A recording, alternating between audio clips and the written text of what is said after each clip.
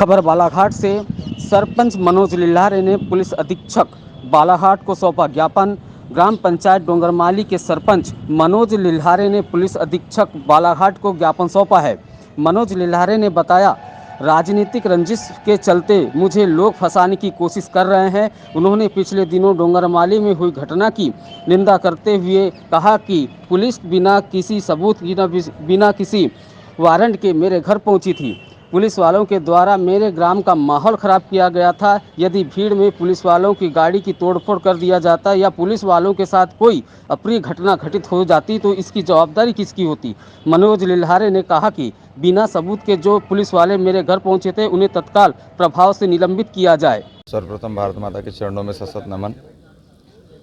आज हमने माननीय कलेक्टर महोदय, माननीय एसपी महोदय को ज्ञापन सौंपा है और ज्ञापन में जो हमारे यहाँ 19 तारीख को जो घटना घटी है उस घटने की विस्तृत जानकारी दी है और हमने प्रशासन से मांग की है कि हमें सुरक्षित किया जाए, क्योंकि एक सामान्य वर्ग के व्यक्ति के साथ, एक सामान्य वर्ग के छोटे से सरपंच के साथ ये इतने बड़ा जो घिनौना कृत्य किया गया है ये शर्मनाक है।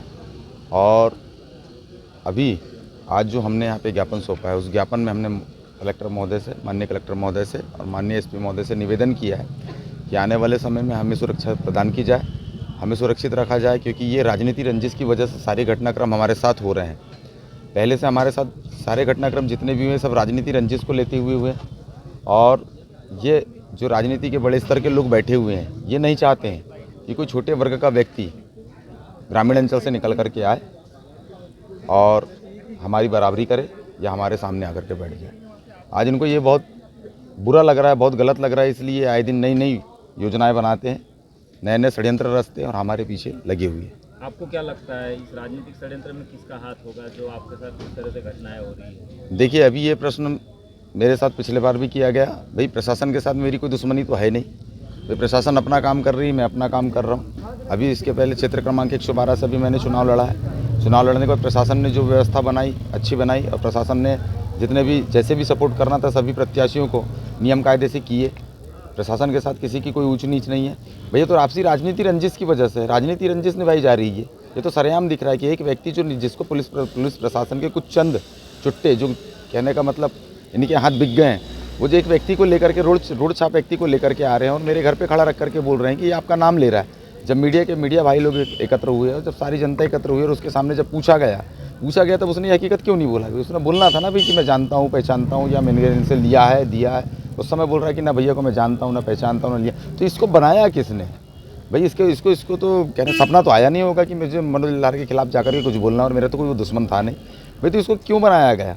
तो इसकी वजह जानना है कि भाई ये बनाया क्यों गया और इसको लेकर के क्यों आया गया। जब उसको पूछा गया कि भाई तुम मनोज लिल्हारे को कहीं से कहीं तक जानते हो क्या, उसने साफ इनकार कर दिया कि ना तो मनोज लिल्हारे से मेरी कोई मेल है, ना कोई मुलाकात है, ना कोई लेना है, ना कोई देना है, ना मैं इनसे आज के पहले कभी मिला हूँ। तो उन्हें सारी जानकारी मीडिया के माध्यम से देती। ये बनाई हुई प्लानिंग है, ये हमेशा बनाते हुए रह रहे हैं और हम सेफ नहीं है। तो हम मीडिया के माध्यम से क्षेत्र में सभी लोगों को बताना चाह रहे हैं कि हम सेफ नहीं। जिस दिन हमारे साथ कोई किसी भी प्रकार की कोई अप्रिय घटना घट जाएगी तो उसके जवाबदार तो सिर्फ प्रशासन होगा उस समय। क्यों होगा? क्योंकि प्रशासन को हम अवगत करा चुके हैं। प्रशासन को हमने सारी चीज़ों से अवगत करा चुके हैं कि हम सेफ नहीं है। हम तो पूरे 5 साल सेफ नहीं रहेंगे, क्योंकि इनको काटा गढ़ना ही गढ़ना है। इनको काटा गड़ेगा, जितना ज़्यादा काटा गड़ेगा उतना दर्द होगा, उतना ये हमको प्रताड़ित करने का काम करेंगे।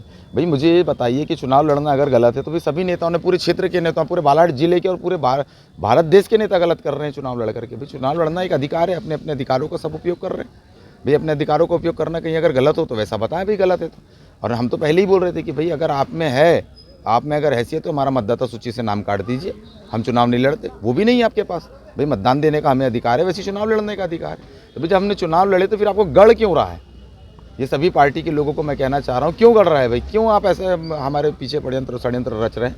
तो आप थोड़ा सा शर्म करें और थोड़ा सा रहें कि भैया एक छोटा सा सरपंच जब आया है तो उसकी पीठ थपथपा करके उसका ओहदा ऊपर लाने के मन बनाए, तो उल्टा उसके पीछे में आप षड्यंत्र रचने का कार्य कर रहे हैं। अभी कुछ लोगों को सस्पेंड कर दिया गया है, कुछ पुलिस कर्मचारियों को नहीं, सस्पेंड कर दिया वो तो ठीक है, मैं भी मानता हूँ कि सस्पेंड कर दिया और हम इसमें संतुष्ट भी सस्पेंड कर दिए। तो बस संतोषजनक संतुष्टि इसलिए नहीं है कि आप उस चीज़ को समझ सकते हैं। मान लीजिए अगर आज ये मेरे साथ कोई घटना घट जाती है, मुझे उठा करके ले जा लेते तो फिर से पुनरावृत्ति हो जाती दिसंबर 2022 की, फिर से मुझ पर ले जाकर के केस बनाते उसके बाद में मुझे ले जाकर के जेल में डाल दिया जाता। और काश अगर ऐसा नहीं होता और उस दिन हमारे गाँव के मंडई का दिन था, इनके साथ कोई अप्रिय घटना घट जाती, लोग कोई नशे में थे, कोई जुनून में थे, अपने अपने हिसाब से सब लोग थे, भीड़ इकट्ठा हो गई। कल को इनकी गाड़ियाँ फोड़ दी जाती, वो भी सरकारी गाड़ी है, कोई कर्मचारी किसी के द्वारा मारा जाता सार्वजनिक मार्ग में, तो उसका तो सारा दोष मुझ पे आ जाता ना।